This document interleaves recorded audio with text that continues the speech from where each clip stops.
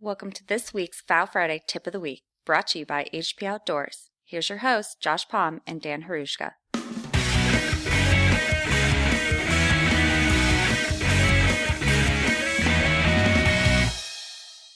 Hey guys, it's Josh and Dan, and we're back with another Fowl Friday Quick Tip of the Week. This week we're going to talk about an issue that we tend to talk about a lot on the show, but unfortunately we see a lot of stories this time of year, and unfortunately we've seen some stories recently in the news here, and that's dealing with hunting safely this time of year. When you're talking with high water, fast-moving water, cold temperatures, it's a very, very dangerous situation, and we want to make sure that you guys are prepared as possible to handle these situations. So today we're going to talk a little bit about safety and how to keep yourself safe when you're out on the water in the late time of the year. The first thing that I would say about this is look at the weather ahead of time, and of course the weather changes all the time. But if you can see that there's going to be high winds or dangerous situations, sometimes one of the most important decisions that you can make as a duck hunter is the decision to not hunt because the situation is not going to be safe. So definitely check out the information that's available to you before you get out on the hunt. But some of the things that you can do while you're actually in the field and you're on your way to the blind or to your designated hunting location is always wear a life jacket. There is absolutely no reason why this isn't an absolute staple for every single person out there. There's literally no excuse for not wearing a life jacket.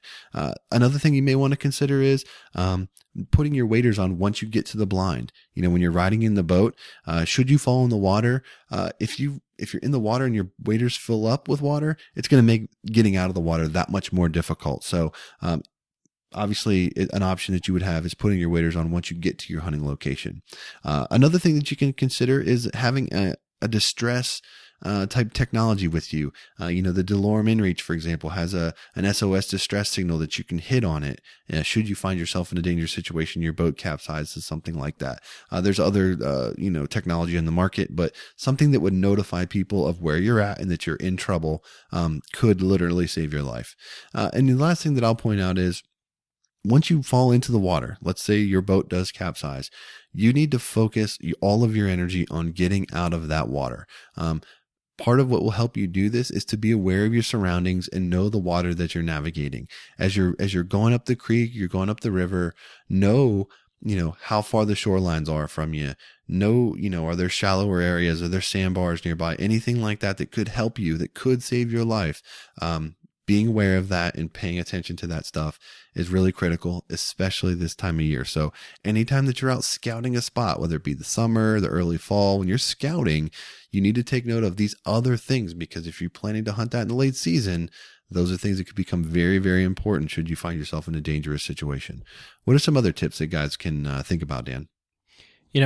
Just speaking to your one point, in Pennsylvania, the law, once it's November 1st, you have to wear a life jacket. And really, once we started doing research on this, there's absolutely no reason you should not wear a life jacket. And it exponentially increases the safety of staying alive. But what I want to talk about is an actual strategy for managing sudden cold water immersion. And this came from a thermophysiologist at the University of Manitoba, and it remains valid for all temperatures under 59 degrees. So, unfortunately, this is if you are, in a river or in a lake, kind of what are you going to do? And honestly, if it's not a place where you can get to, a swimming distance or standing up, your main goal must be to live long enough to actually risk dying from hypothermia, meaning you don't want to drown. And here are some ways that you can do that. He came up with a 1-10-1 concept, all right? The 1 minute. Once you fall into the water, you're going to hyperventilate for 1 minute. Now you need to take the time to get control of your breath and keep your head clear of the water. And don't panic. As hard as that sounds, it is very helpful to know that your breathing will actually settle down because you will hyperventilate. And like you said, take stock of your surroundings and plan your next steps. The next part of his concept, the 10 minutes. Next, you'll have approximately 10 minutes of reasonable mobility and dexterity. So if you can't get to where you need to go in 10 minutes, you should probably save your energy because you will be more likely to survive that way.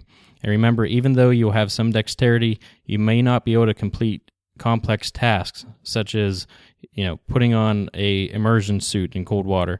Instead, they simply become exhausted trying. So, if possible, reduce your heat loss by climbing partly onto wreckage or your boat if it flips over. Even if you lack the strength to pull yourself completely clear of the water, any amount of your body removed from the water will proportionately extend your survival time.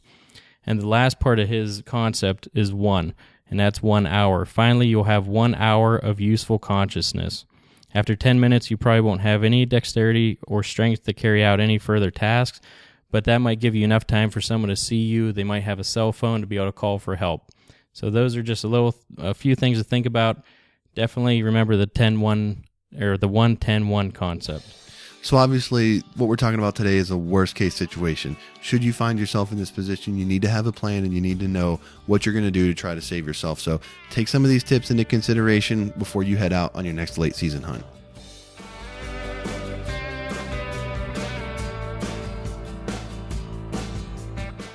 Looking for more waterfowl hunting tips and techniques? Visit hpoutdoors.com or subscribe to the HP Outdoors Waterfowl podcast on iTunes.